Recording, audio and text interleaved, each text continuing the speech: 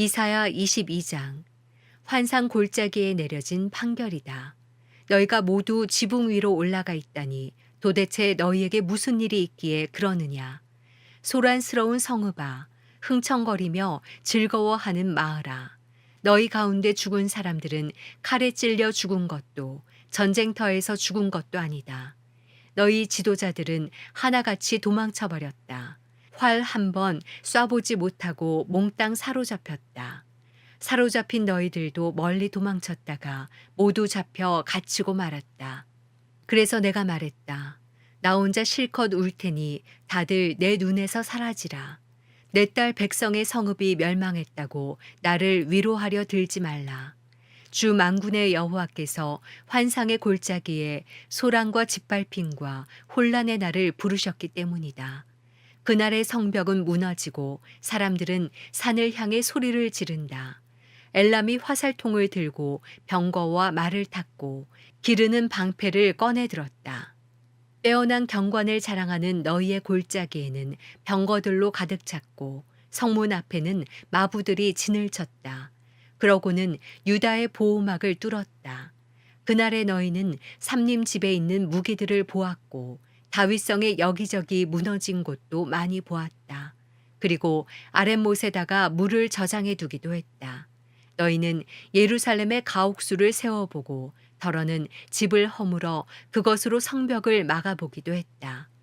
너희는 옛 못에 물을 끌어들이려고 두 성벽 사이에 저수지를 만들기도 했다. 그러나 너희는 이 일을 행하신 분은 바라보지도 않았고 오래전부터 이 일을 계획하신 분은 쳐다보지도 않았다. 그날의 주 만군의 여호와께서 너를 불러 슬피 울고 통곡하며 너희의 머리칼을 쥐어뜯고 베옷을 입게 하셨다.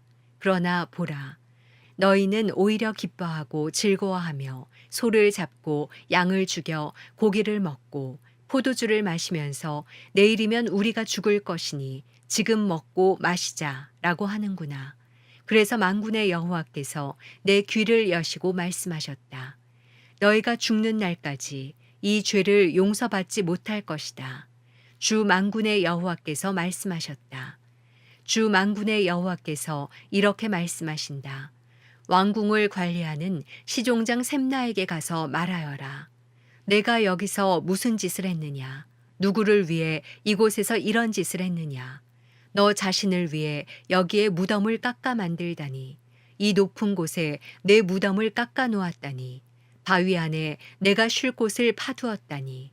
보아라, 너 힘센 사람아, 여호와께서 너를 단단히 붙잡아서 멀리 던져버리실 것이다. 그가 너를 공처럼 돌돌 말아서 광활한 땅에 내던지실 것이다. 거기에서 내가 죽어서 내 호화로운 병거들만 덩그러니 남을 것이다. 너는 내 주인 집의 수치거리다.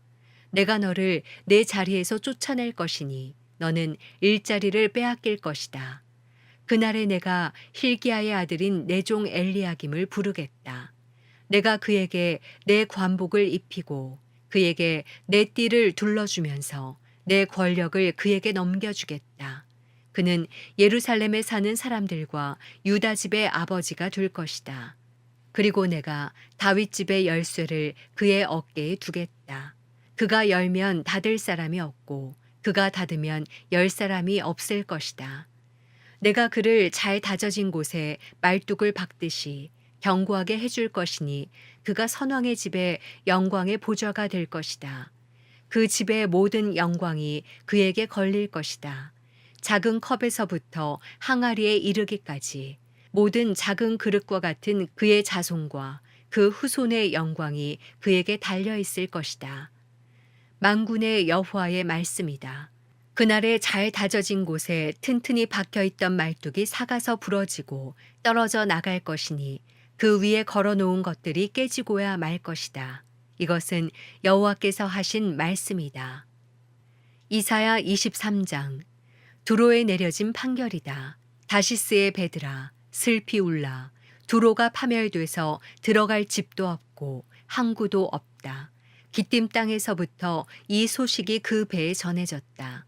잠잠하라. 선원들 덕분에 부자가 된 너희 섬 사람들아. 시돈의 상인들아.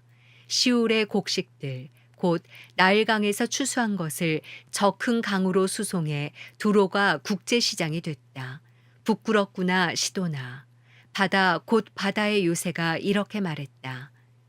나는 상고도 없었고 아기를 낳지도 않았다. 아들들을 키운 적도 없고 딸들을 기른 적도 없다.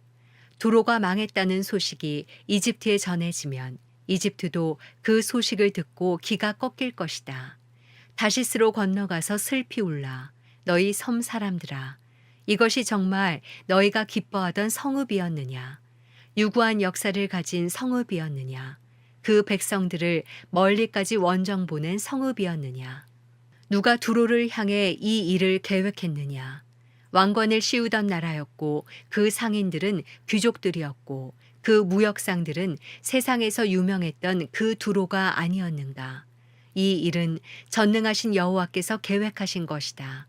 온갖 영화를 누리면서 우쭐대던 교만한 사람을 낮추고 세상에서 유명하던 사람을 시시하게 만드시려고 계획하신 것이다.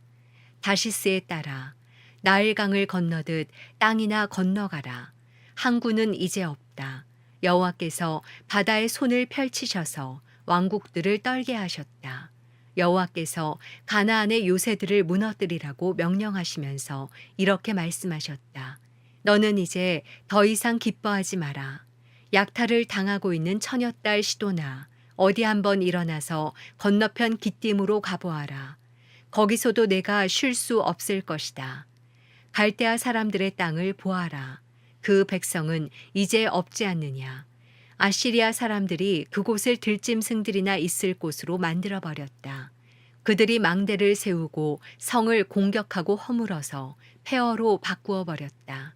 다시스의 배들아 슬피 울라. 너희의 요새가 무너졌으니 그날의 두로는 한 왕의 수명인 70년 동안 잊혀질 것이다. 70년이 지난 뒤에는 창녀의 노래에 나오는 것과 같은 일들이 두로에게 일어날 것이다. 하프를 들고 성읍을 돌아다녀라. 잊혀져 버린 창녀야. 하프를 멋지게 연주하며 노래를 많이 불러라. 그래야 사람들이 너를 기억해 줄 것이다. 70년이 지나면 여호와께서 두로를 다시 찾아오실 것이다.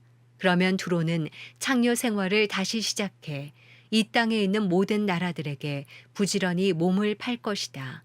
그러나 두로가 벌어놓은 수익은 여호와께 구별돼 바쳐져서 두로가 그것을 간직하거나 쌓아둘 수 없을 것이다. 그들이 벌어놓은 것은 여호와 앞에 사는 사람들이 배불리 먹을 음식과 우아하게 입을 옷을 사는 데 쓰일 것이다. 이사야 24장.